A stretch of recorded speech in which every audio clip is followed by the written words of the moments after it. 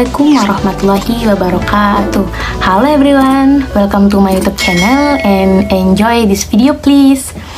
Oke, pada kesempatan kali ini saya akan membahas salah satu materi, yaitu tentang relative clause. Jadi relative clause adalah kalimat yang dihubungkan oleh relative pronoun dengan kalimat lainnya. Kalimat ini juga dikenal sebagai adjektif karena fungsinya yaitu memberi informasi tambahan pada sebuah noun. Relative clause dimulai dengan relative pronoun yang menggantikan noun, noun phrase, atau pronoun ketika beberapa kalimat digabung. Nah, apa saja yang termasuk dalam relative pronoun? Jadi di sini pembahasan saya akan lebih difokuskan pada relative pronoun. Relative pronoun itu antara lain ada who, whom, which, that, and was. Oke, kita akan membahas who terlebih dahulu. Jadi, who ini digunakan untuk menunjuk orang sebagai subjek. Nah, biar lebih gampang. For example, the man who is standing near the door is my brother. Laki-laki yang berdiri di dekat pintu adalah saudara laki-laki saya. Kenapa kita memakai kata who? Kita memakai who karena subjeknya adalah the man, yang dimana the man itu menunjuk kepada orang atau manusia. Jadi kita memakai who karena di sini posisinya the man sebagai subjek. Sesuai dengan persyaratannya, who digunakan untuk menunjukkan orang sebagai subjek. Jadi di sini kita menggunakan who untuk menunjuk the man ini sebagai subjek pada kalimat tersebut. Oke, selanjutnya next example, the girl who dance beautifully is a nurse. Gadis yang menari dengan indah itu adalah seorang perawat. Nah, di sini kita masih menggunakan who. Kenapa pakai who? Sama halnya dengan the man tadi. Di sini subjeknya adalah the girl yang menunjuk pada manusia. Jadi di sini konteksnya masih sama.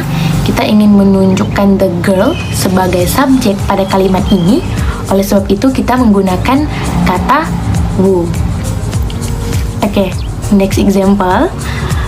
The woman who helped you last month was die.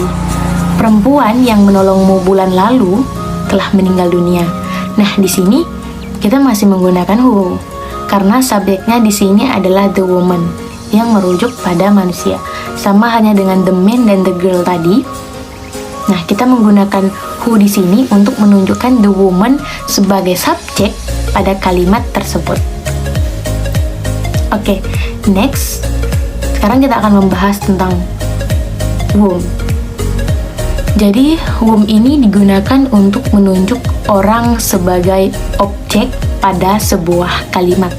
Nah, kalau who tadi, dia berfungsi untuk menunjuk orang sebagai subjek dalam sebuah kalimat. Sedangkan whom fungsinya adalah untuk menunjuk orang sebagai objek dalam sebuah kalimat. For example,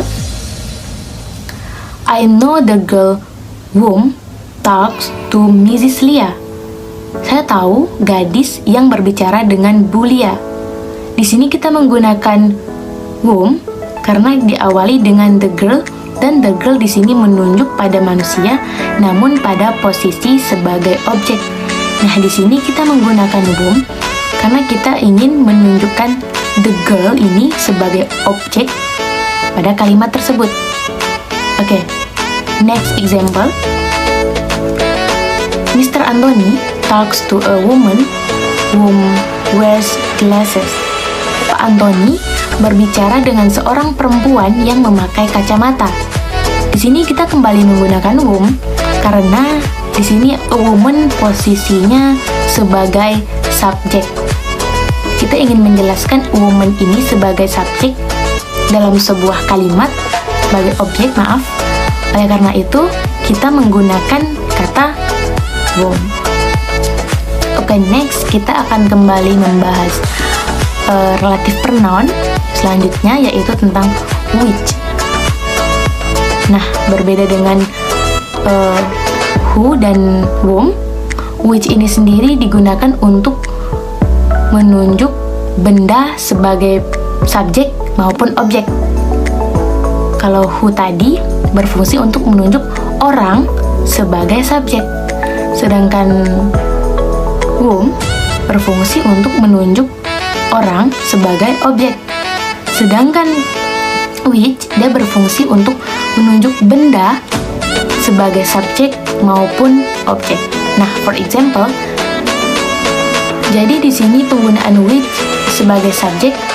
Ingat, kalau tadi penggunaan who sebagai subjek dan penggunaan whom sebagai objek, tapi di sini untuk benda kita menggunakan which terlepas dia sebagai subjek atau sebagai objek.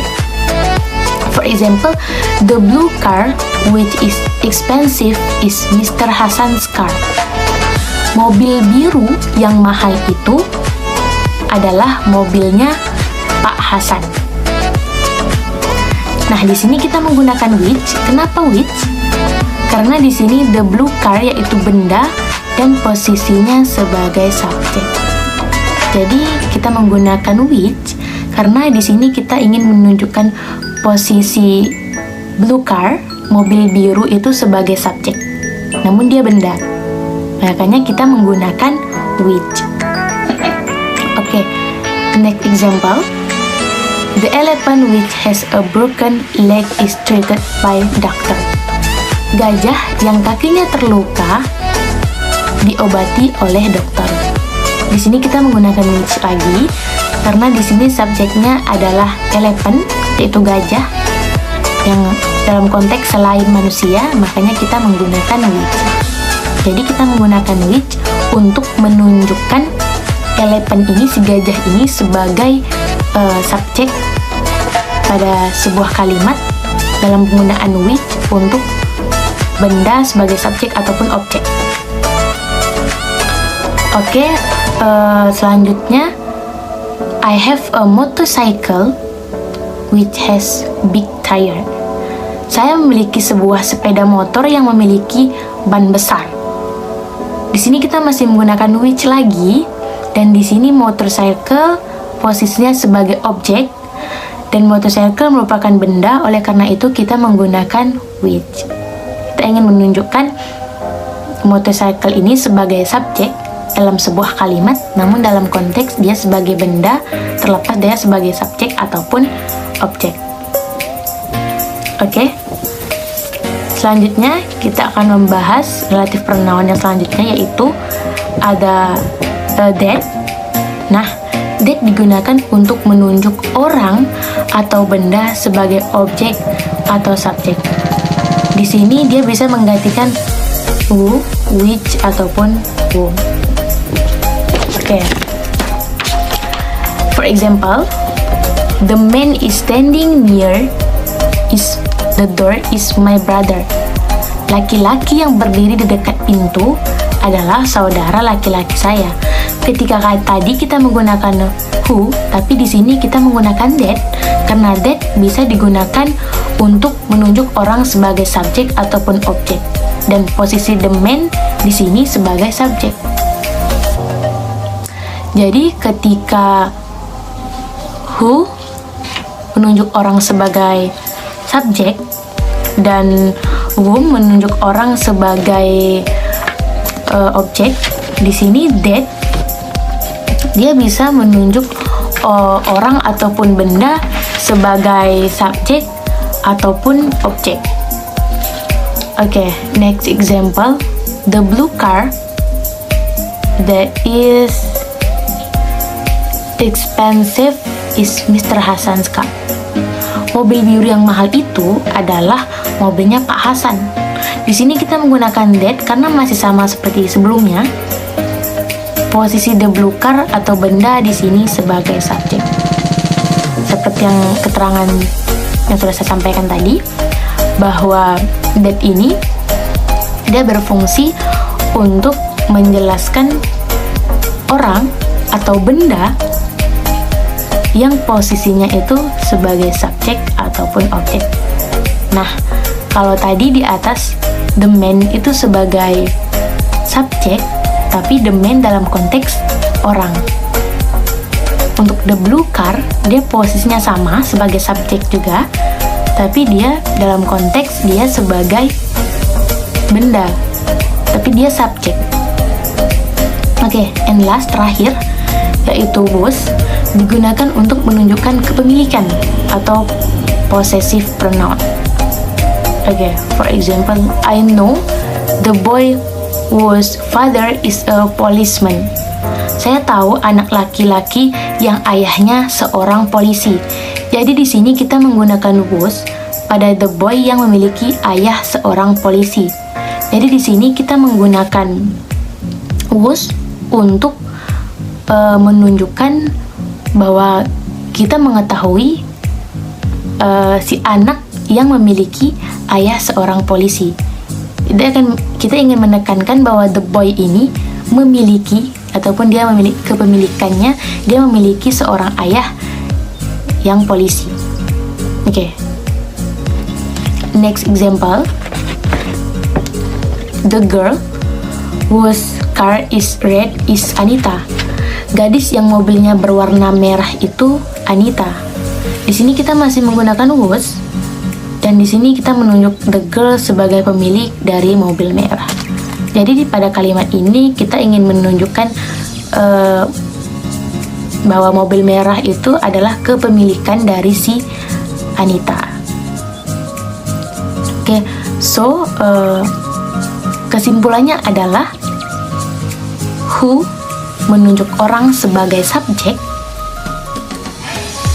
whom menunjuk orang sebagai objek, which menjelaskan benda sebagai subjek atau objek, that menjelaskan benda atau orang sebagai subjek atau objek, dan terakhir was untuk menunjukkan kepemilikan. Mungkin cukup di sini pembahasan materi tentang relative clause dari saya. Terlebih terkurang saya mohon maaf, because perfections belongs to Allah Subhanahu wa Ta'ala, dan yang kurangnya datang dari diri saya sendiri. Akhir kata, wabillahi taufiq wal hidayah. Wassalamualaikum warahmatullahi wabarakatuh, and see you on the next video. Bye bye.